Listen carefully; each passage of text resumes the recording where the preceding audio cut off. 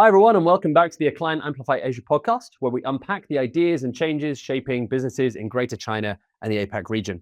I'm your host, Jacob Ketcher. So today we're talking with Jochen Zhu-Schleiss, who's spent over 21 years in China, building a career across industrial, healthcare, and business leadership. He brings a rare perspective on localization, transformation, and long-term business success in one of the world's most complex markets. Jochen, thanks very much for joining us today. Thank you very much, Jacob, for having me today. It's a pleasure. So you've lived and worked in China for over 21 years, and you've even obtained a Chinese permanent residence. That's right. Quite the journey. So what made you want to decide to build your life and career in China? It's a little bit chaotic because I'm not coming directly to China, to mainland China. I started my career in Hong Kong. Mm-hmm. So I came 2004 to Hong Kong by my own company, where I'm selling used mobile phones to Hong Kong customers and starting my own business with quality control and sourcing, mainly for European companies. Mm-hmm. So and then I moved to Shanghai in end of 2005, and then I had a long journey, and I feel quite comfortable here. What kept you here for so long then? What was the? Now, first of all, you mentioned already my family name Zhu. Zhu is my wife's name, so we are already 16 years married in this year August. Mm-hmm. So mainly the love keeps me here, and for sure is also my career. Because as an electrician and an electric engineer, I would maybe not have the same career path as in Europe, as in Germany. So and I feel quite welcoming here in China. Even I don't speak the language that good case. I think you are the only foreigner that I've ever met, and I've been in China for a total of nearly 6.5 years. You're the only foreigner I've ever met that has a double-barreled Chinese and Western surname. So how did you come about, and what was the decision behind wanting to include a Chinese character in your own name? And is that a reflection of your legal status as well? Did you also have it legally changed, or is this just what you identify as and call yourself as in like an informal way? Actually, if COVID was not happen, it's definitely a legal way, because I want to change my passport in Zhu-Schleiss as a family name, what is possible in Germany. But when I do the application form, then COVID hits, and since then I'm not following up this process. But back to your question is, first of all, this Zhu is the respect to my father-in-law and to the family. And on the other side is about the respect to the country. Yeah. And this is also a door opener for a lot of business relationship I'm building up. So when especially Chinese government, they realize my double name, they see, I'm very close to the Chinese culture and to the Chinese nation. So this was one of the reasons. In the same way, my wife used the same combination. She also using Zhu-Schleiss. So in the same way. That's really nice. So how is it working in Asia? How does it differ from working in Europe in terms of mindset, pace, style of working? I mean, in general, I have to say, for people who come into China, working and living in China, they need to understand that here's a different speed. Yeah. So China definitely have a different speed, and you need to think over the how to say is over the edge. So you need to think twice fast, and that definitely out of the box.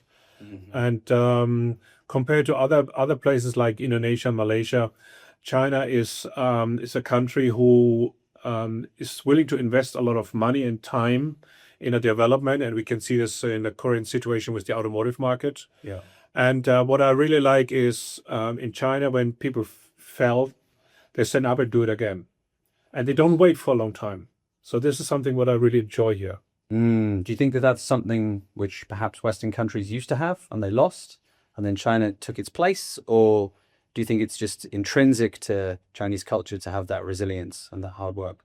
Now, when we see back in the 60s and 70s, especially in Germany or in the German-speaking market, with the development of the machinery, automotive industry, I think the passion of developing was in Germany, in Europe as well. I think they lost it. They do too much bureaucracy. They over developing products. And I can give you example that even in some of my previous company, They say, okay, if we want to have some changes, we need to have a very clear time schedule. This takes 6 to 12 months. Here in China, probably it takes 6 to 12 days. 6 to 12 days. Yeah. And Yeah. that's what I really can see. That's why European market also lost leadership, especially in automotive. This is I feel a little bit sorry. Yeah. And so this is also one of the reasons why I enjoy the living and working in China. Yeah. So what did you have to like unlearn when you first started working in China? Were there any habits or mindsets that you recognized quite quickly were very different? What you need to do is, or what I can advise people to come to China is that you need to keep your eyes open. You not only see the big cities like Shanghai, Beijing, Guangzhou, Shenzhen. So you need to see the west part of China. You need to see the north, the south, and be open to some mindset. Not only, of course, learning the language, but also you need to learn reading between the lines. Yeah. So, and for me as a general manager, as a leader of companies, of Western companies, what I do is, and that is what I do differently from mainly Chinese managers, I respect my people. Doesn't matter if it's an IE, what is the cleaner here in China, or even the department manager. I respect everybody in the same level. So this is something what you can get back from the people. So they realize that you're not only the boss, the Laoban, the leader of the company, that you're also a human, that you're respecting everybody in the same level. And that's what people, they keep in their mind. So they learn to be also loyal. Because in China, as you know, you've been long enough in China as well. In the past, people jumping about jobs when they're getting a few hundred RMB more. Now they stay in a company because they realize as longer I stay, as more loyal I am, as also a higher position I can get, a higher salary I can get. And that's very important. It is. I think, especially now, I mean, even though the job market is very tough at the moment because the economy is perhaps slowed down a bit, when the economy does pick up, in a year, in 2 years, then you're going to see a glut of people that want to move. And suddenly then, you know, if you're making those type of long-term investments in respecting your employees and investing into their welfare and their training and their personal development, then you're going to see the returns in staff turnover. I mean, you pointed the economy also here in China is not as good as in the last years, and even government only announcing 5% or below 5% growth in 2026 and also in the next 5 years plan. But we can see that when people talking to me say, hey, I'm thinking about to change my job, I have an offer from another company, say, if you're smart, stay where you are, because you don't know if the next company is better than this where you are. And if you can have the same chance to grow and develop your position. So better stay where you are and develop your position and your career in this company, be loyal. And the company pays you back, especially when you're working and staying in foreign companies. 100%. So many European and overseas companies, they still have rather outdated or biased perceptions about China's market. What do you think are the biggest misunderstandings that those types of companies make about China? I would say a lot of European companies have not really the understanding of the speed again about China. So it means if you want to come to China, you need to learn the communication need to be faster, the development need to be faster. If you have ready products who you already sell, for example, through an agent to China, this is definitely a good point to think about it, to come to China, probably produce your products in China for the Chinese market. Forget about to produce products in China for the exporting, because China is already also not a cheap manufacturing country anymore. But in the same way is the quality is already increasing a lot. When I can see 20 years ago and now, the quality of the products increasing double or 3 times compared to the last decades. So first of all, they need to understand to speed up their own development. Secondly is to come into China, you need to protect your products. So it means you need to register your trademark, you need to register your products, because still China is very smart and still China is a land of copy. So if you're not protecting your own product, it can be happens that they copy that. For sure. Of course, you see the latest automotive example, Xiaomi YU7 looks like the Ferrari or even Aston Martin. It's a combination of both, where even top German automotive influencer talking about, but no one can blame them. Because this is a taste. So and also you need to understand that you need the right people to have here when you decide to come to China, producing the parts here and have your own company instead of owning an agency. For sure. Yeah. Also secure your products where you're still operating from Europe to China with export and import license, for example. This is a very important topic. What a lot of companies forget, that they give their import license to some agency and then they realize, oh, we forget something, and they cannot continue importing the products into China. Yeah, particularly with CCC as well. Exactly. So this is very important. So you definitely need the right contact here in China. Either, of course, you're going through companies like Acclime or other companies who have the knowledge of what to do, which steps to do to secure your products, your manufacturing here in China. Yeah. Or you also need the right people who have the knowledge, the background to doing that if you are, say, we want to do it in a smaller scale. But definitely we need to protect our rights. Sure. So definitely important. Yeah. So let's talk about China Plus One then. So speaking of that, what do you think that China Plus One gets right about risk, and what does it oversimplify about China's role in global manufacturing? I mean, first of all, China, as I mentioned before, China is not a cheap manufacturing place anymore. This what you need to realize. So, but on the same time, China is a very increasing quality manufacturing. Well, the range is now very high, isn't it? Before it was kind of low to mid. Now you can get everything from low to mid to, depending on the industry, like way up the value chain. Right. So this is something you always need to keep in your mind.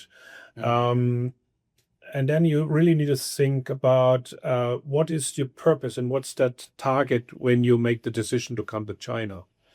So I always, what I say already 20 years, come to China, produce in China for China. Did you see China as a huge market? Don't forget we have, you see, I say already we have, means I feel already like a Chinese. We have 1.4 billion people here who is consumer.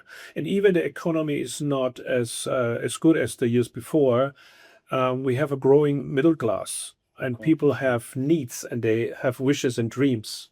So the people are willing to spend money, and even money for more high value products. Yeah. So, and still European, especially German products have a very high reputation here in China. Yeah. So we often hear this term "in China for China," right? But for foreign companies planning to enter or expand their business here, how should they position China in China or their global expansion strategy? I would say it also depends the product. So if you're going more in the B2C business, of course, then you definitely see China as your main market.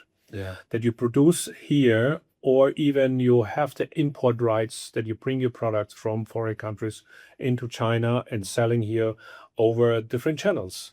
And don't forget one thing, China is a social media driven countries. And if you not understand to make social media here in China and sales channels via all of the well-known sales channels, then better you not come to China. Well, China pioneered social, I think they call it social commerce. Yeah. Like Douyin shop, TikTok shop, that all started here. This is something you really need to understand if you're doing B2C, your products, and come with big pockets. Because to build up a brand is very important. If you have a brand already in China through your previous exporting to China or importing into China, then you have already a big step. But building up here, we're starting with Tmall and JD and Douyin and WeChat and all of these channels. You need a long brief and you need big pockets to develop this one. So this is the B2C channel if you're going in this way. And I have experience in one of my previous companies where we do also B2C, and this is also logistic and all of the warehousing and warranty installation. So this is a big things what you need to consider when you come to China and do B2C. And of course, importing products or local manufacturing products. So if you have products locally manufactured B2C, but also is on the list of the Chinese government where you have to make in China, because Chinese government limited also more and more products from importing to China, because China government want to have a manufacturing site here in China. Sure. Very important. Or if there's a dual use aspect to it, then it can also be the reverse, where the HQ wouldn't want to be exporting something that could potentially be used in a dual use capacity. Vice versa, yeah. So this is a B2B and B2C. When you have the B2B business, definitely you should have a certain customer range already. So if you're producing in different industry, automotive, in healthcare, in the aerospace, or in food industry, you definitely should have here a knowledge of the market. Then you have to have the right people. But also don't forget one thing: the sentence of "made in China" is not means automatically rubbish anymore. So you still can come to China, produce in China, and when you see cross-border trading. Yes, you can do that because the quality is nearly, I would say, the same as even in Europe already. Yeah. So we see some of the quality products is manufacturing in China. I mean, see all the electronic goods, see the Apple and Xiaomi products and everything. Yeah. What even Bosch, Siemens have in Nanjing a big refrigerator manufacturing, all the air conditioned solar industry is manufacturing in China, and the quality is really good already. It is. So the B2B business, you need definitely the right decision where you're going with your manufacturing. So if your products are in a bigger size where you have high logistic cost, it's maybe better you placing your location in the east part of China, especially when you go border crossing, use shipping. If your products like ours, what we're currently working for, we have small parts, fasteners, or smaller parts where it's easy to ship. So you can either go to the west part of China where the labor costs are lower. So if you have labor intensive work, you go better in an area where you have a lower labor cost and logistic costs as well. That makes sense. Yeah, I mean, given your experience in leading company restructuring, localization, and transformation, like, what are the top 3 challenges that foreign companies face when they localize here? How to say? You definitely, if you're manufacturing here, you need a long brief. It means you need also the budget. You need a certain amount of money to investing here into China, especially when you are producing with a lot of automation. So you need to invest in a good automation infrastructure, machineries, etc. Then if you're not having any customer base, it takes time to build up customers, and you need to understand how the Chinese trading, the Chinese sales is working. So it's not only that you say, okay, I'm coming from Germany or I'm coming from Switzerland, where company I'm coming from at the moment, and the doors are open. So you need to know how the business culture works. You need to know building relationship with your customer. And for this one, definitely you need the right people. You need the right management to understand that building a relationship here in China is the first door opener before you can even bring your business and your products into the Chinese market. You can have the best products. Nobody's waiting for you here anymore. This time is over. You need to build relationship. You need to learn how to dealing with the purchasing team, with the quality team. And what comes first then? Yeah. So you think that the relationship building comes before the sales? Definitely the relationship first. Because if you're not having a good relationship with the purchasing, or even building up a relationship with the R&D team from your customer, because the R&D team normally pushing the sales to purchase this product. Because R&D and quality department in the customer side make the decision, this is the right product for you. So in our case, we as Stabio Fastener, we are a Swiss company, we produce in fastener for the automotive industry. And as we know, automotive, even a fastener, is a very critical part. Yeah. I'll give you a good example. We're producing the fastener for the Lamborghini ceramic disc brake. So why is this a critical product? Because this ceramic disc brake go up to 1,400 degrees hot. So if one fastener get broken and you're driving 250 or 300 on the German highway, because it's the only one you can run, is failure, you have definitely a big damage. Yeah. Or breaking down to the Chinese EV manufacturer, we're producing aluminium parts, what is helping the battery block, the car battery block housing together. If this is not accurate in the dimension and water can get in, you will know. You see this when cars getting in fire. So this is a lot of things, but the quality department and the R&D department pushing the sales, pushing the purchasing to work with you. Sure. So relationship building, number one. Mm-hmm. And then, of course, purchasing and sales. How much does the relationship with European headquarters matter in helping to localize those business connections and those relationships? Yeah, when I see in a current company, we have 3 weekly calls. So Monday, Wednesday, Friday, we have calls with different departments. So the communication with the headquarters is definitely very, very important, because our local team need to understand why we're getting so successful in Europe with our quality. So they need to get the knowledge about the understanding of quality and the knowledge transfer. And forget about to say I not want to share my knowledge with the Chinese colleagues about copyrights and all of the things, because this will not happen anymore. If they want to find it out, they will find it out. So, but the communication between headquarters and the Chinese subsidiary is very important. Why is it important to have, for example, a foreign leader in a company, especially someone who speaks the same language as the headquarters? Yeah. Very often, and I have seen this in my histories, in my job history, is that even in the R&D team in the headquarters, they don't speak proper English. So you need to talk in the same language, especially when it's going too technically. And the GM or the leader in China have to transfer this information, this knowledge to the local language, or even sharing with the local team. It's very important. Yeah, especially during COVID, there was a lot of general managers that went back to their home countries and they were replaced by local leadership. But I think I've got some other GM friends of mine in China that tell me that the pendulum has kind of swung back a little bit the other way.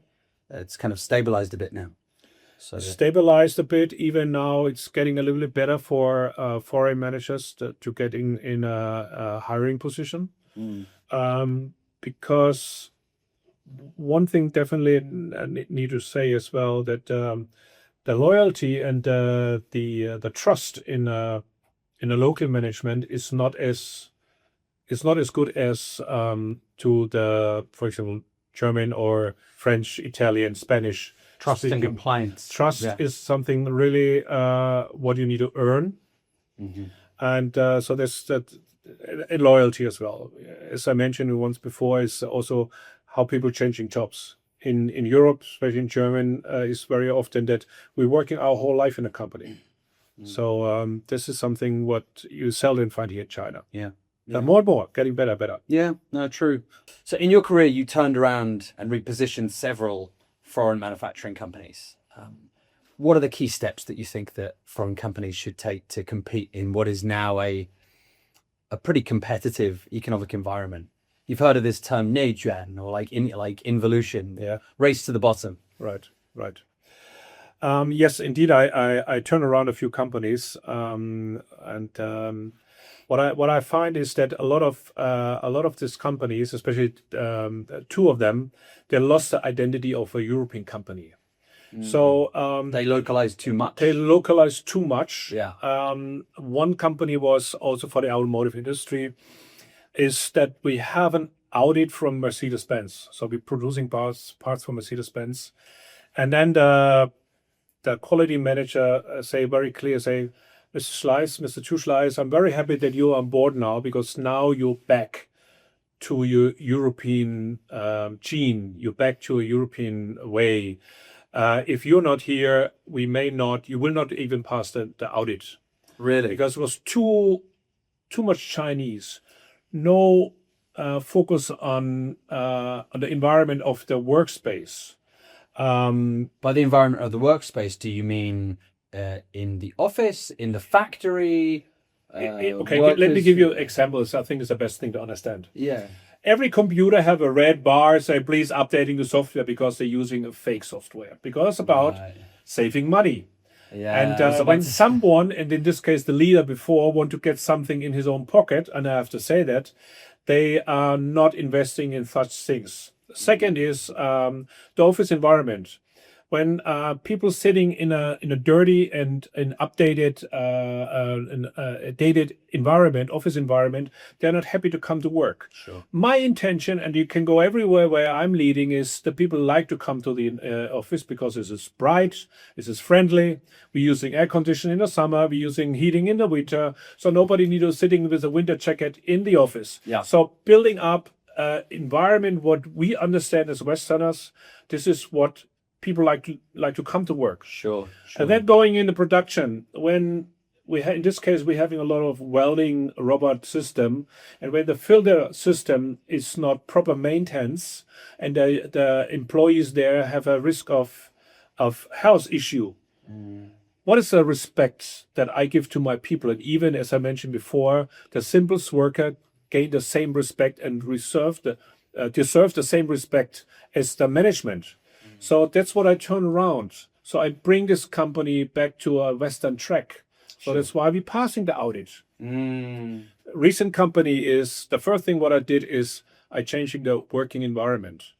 So, and even I'm forcing my salespeople now to change their car to electric vehicles. So what I did is I'm building charging stations in the company. They can charge the car instead of coming with a reimbursement for a very high gasoline cost. Yeah. In one of my companies where I'm working for 8 years, I pay the parents the kindergarten for the kids, for a better kindergarten near the company. 2 reasons. First of all, the kids deserve also good education. Yeah. Second is, this kind of employees will never leave the company because they have to explain the kid why they cannot go in this kindergarten anymore. So they stay in the company. Must have been a very, very nice kindergarten. Yeah, it was a kindergarten, especially near the company. Yeah. So this is something, small tricks, how you're leading companies, how you're turning around companies. And when your employees are more motivated to come to office, they're also more motivated to bring this picture to the outside. Productivity goes exactly. up. Exactly. I think the drive to localize can sometimes be overly interpreted as a cost-cutting drive. Yeah. This is what we hear from a lot of people in the market that are GMs of small to mid-sized manufacturing companies. They say, what is localization to you? And they say, well, it's a drive to cut costs. But taken too far, that is a part of localization. But then if you take it too far, then you start to develop more of that short-term mindset, right? A good thing is localization about cost reduction. When I, for example, say, okay, I fire some of my people who maybe not working efficient, of course, yes, you can reducing the cost. But what is when what you hope, your productivity going up, your sales going up, you need more people. Training these people making mistakes cost you, by end of the day, more money. First of all, firing people in China costs money. You need to compensate them. Yeah. Secondly is if you're going in let's say in a mid-management, you very seldom find them on a normal way. You need to find this through a headhunter. Mm-hmm. So this costs you more money. So this is maybe not the right way. So cost calculation is and reduction localization is not only about a cost. Yes, we have to pay attention to the cost. But if you, for example, using higher quality products where you can use it for a long term, instead of buying every year something cheap and replacing, this is not about localization and cost reduction. So there's a lot of things that you can save money, but also you can do a certain localization. But how far? Lose your identity of where you're coming from. Lose your identity that you're a foreign company. Yeah, no, sure. I mean, when we talk about pricing, don't come to China if you have similar products on the local market already and think you can beating the Chinese competitor. Forget about it. We do, for example, we don't making standard products. We do customized products. We do products what is very complicated, where we need the know-how and the technology. Yeah. If you compete in the commodities market in China as a foreign company, it's not going to work. Forget about it. Yeah. I mean, the automotive industry is your core background. So how is China's automotive supply chain changing, and what does that mean for European companies? I mean, we're focusing on purely local automotive industry. We are not producing and exporting our product. So, and in the recent 18 months, since I'm leading this company, which we're moving from the Western automotive OEMs or tier ones to the Chinese OEMs. So we are supplying to Li Auto, we're supplying to NIO, we're supplying to Xiaopeng our products, and also now more and more also to the Chinese tier one. So why is this happens? Because the developing getting so fast and the demand getting so high that our local competition, they cannot even developing the products what we do already for a long time so fast. And we're doing a lot of specialized products where a lot of local competition cannot do. And this is our advantage. Sure. So make sure that's what you do it in the right way, where you're not having so much local competition. Mm-hmm. I mean, you've also worked in the healthcare related industry. So what's the potential of China's rehabilitation, like elderly care, a medical infrastructure? What's the potential for European brands? Good point, good topic. The healthcare market in China is booming, especially the elderly care segment is booming. But through the one-child policy, we should not forget the financial supporter to the elderly care getting less and less, because now one child have to supporting 2 or 4 grandparents. Yeah. So the worker-dependent ratio, I think. The financial resources to support them is a little bit limited. Yeah. And when European companies coming to China and want to supply the products here, there's definitely a growing market, because the total numbers of the elderly care customers is booming, but there's a limitation of the financial support. So don't expect that your sales is immediately growing a lot. Mm. You need to spend a lot of effort to make a branding, really a brand to introduce to the Chinese market, because mainly Chinese, what they're doing is they're going to Taobao. When we talk about elderly care products, they're going to Taobao and see what is the cheapest product. They're not taking care about what about the quality. Mm. And sometimes I even catch myself when I buy their products. Don't we all? And then, all of us. But then problem here. I comes in my mind, okay, how long this product will keep when I have to throw it away? And then I decide to search for something better and spend maybe 50% more, but I can use it for 5 times longer time. Yeah. So yes, we are privileged to have a little bit, maybe more income, that we can spend more money. But on the other side is the bigger volume, the bigger numbers of consumer is the mid or lower income range. Mm. So we have to be careful when they're coming with higher products. So for foreign managers who are new to China, what are the kind of soft skills that are essential to avoid conflict and mismanagement in their China business? So first of all, I definitely would advise everyone who come to China and want to work in China and leading someone, I advise to speak the language. In the time I came to China, 2004, I don't speak Chinese. I try to learn Chinese. I'm still not really good in Chinese, but my time was different. And in my position is also a little bit different. But for new manager in a middle or in a top management position, a certain level of Chinese is definitely a big advantage. What do you think it gives? Like, more than just, because you can communicate with the language itself, but do you think it's what do you think it gives to a person's ability to lead the China business? I would say even you cannot do a business meeting in Chinese, but you can communicate easily with your worker, even on a manufacturing side. Have a little small chat, small talk. Talking to people on the street is definitely helpful, that you feel more welcoming in this country. Yeah. But don't believe if you're learning Chinese in your home country, or you're coming to China, learning on a university in a year or two, perfect Chinese, you can do it HSK 6 level, and you can even write and read. Don't believe that you understand China, because it's the logic. It's not just the language. It's not only the logic. It's also about, if you know the language, you don't know China. In my 21, 22 years nearly years in China, I work in different cities and provinces. I worked in Chongqing, what is in the west part of China, was 3 hours flight. What is 3,000 kilometer, 2,500, 3,000 kilometer away.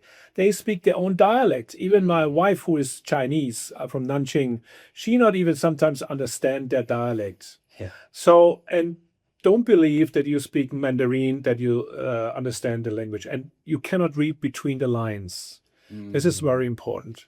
So this is, but this is definitely something I advise everyone who want to work in China permanent and for longer term, learn the language. Yeah. Shame on me, I don't speak it fluent. I don't speak it good enough to leading a team, but I can survive, and that's good. And now with the modern technology, of course, everything getting easier. For sure. Yeah. Yeah, I mean, how has kind of living in those different cities, how has that shaped your understanding of different teams, of different markets, different consumers? Because as we know, China is not just, I mean, it is one country, but formally it is, but informally it's got so many different like idiosyncrasies and stuff. So it's interesting when you be a longer term here or a longer time here, that sometimes I ask the question, is China one country or 32 countries? Driving, for example, is a thing. Different province, different rules. Myself, I'm driving motorcycle. In the east provinces, you're not allowed to go to highway. In the west provinces, you're allowed to drive on a highway. So is this the rules everywhere the same, or is this province-wise? So this is one thing. For example, in the west part of China, where Chongqing, for example, food is a totally different thing. Whole Chongqing smelling hot pot, smelling spicy. And the people have sometimes the spices in the voice, so they speak a different dialects, but also they have a different meaning. And people in Guangdong, in Fushan, in Guangzhou, in the south part of China, in the GBA, Greater Bay Area, what is Guangzhou, Shenzhen, Dongguan, nearly Hong Kong. First of all, they're speaking two languages. One is Mandarin, what we talk the rest of China, but the other one is Cantonese. So I remember when we talking in the office, my people knows I understand quite a lot of Mandarin, but if they want to hide something in front of me, they speak Cantonese. And Cantonese is like, I would say, German and Dutch. Yeah. You understand a little bit, but mainly no clue what they're talking about. So they are very clever, and the best traders coming from Guangdong. So why is the Canton Fair so famous? Because they are the best traders, and they are very well organized in trade. What do you think it is about Guangdong that makes them good traders? I'm curious. Is it because it was one of the first cities to open up after the Opium War? Yes. So they kind of had that very early exposure, but then trade would have predated the Opium War. So what is it about Guangdong specifically that makes it a good trading place? From my perspective, I think the Guangdong people, they are very smart. Extremely smart, they're extremely clever, they are good actors. So they are very good in acting. When they want to sell something, they, in Germany we say, Honig ums Maul schmieren, means they put a honey around your mouth. And they are very smart and clever. I like to work with these people, but for me, I'm not really quite happy with, for example, the environment. Guangdong is always hot.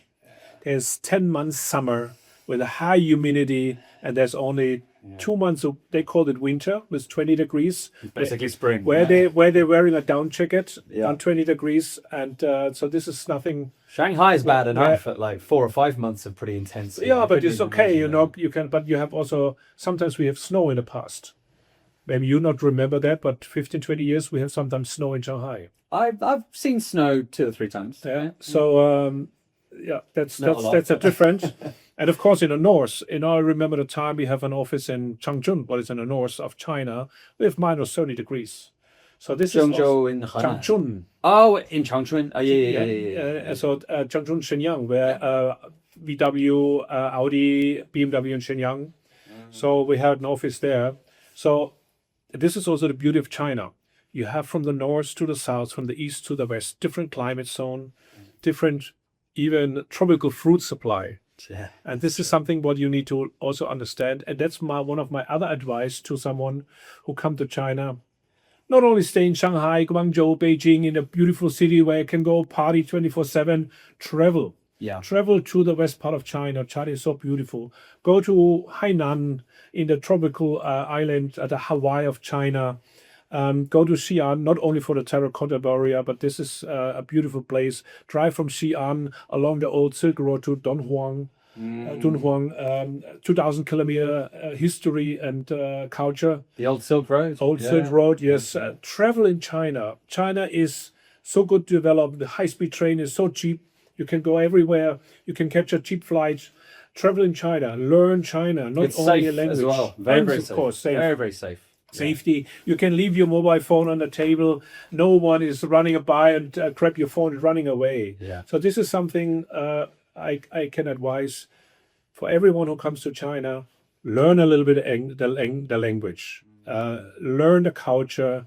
Travel in China and have an open mindset and forget about everything you hear in the Western media. China is different. Agreed. I mean, so what does a long-term life and career in China mean to you then? Because it I mean- sounds like you've been here for 21 years, right? Yes. So Yes. it sounds like this is where you've made your home. First of all, I call China home. China is my home. Same. Nearly one third of my life, more than one third of my life, I'm in China.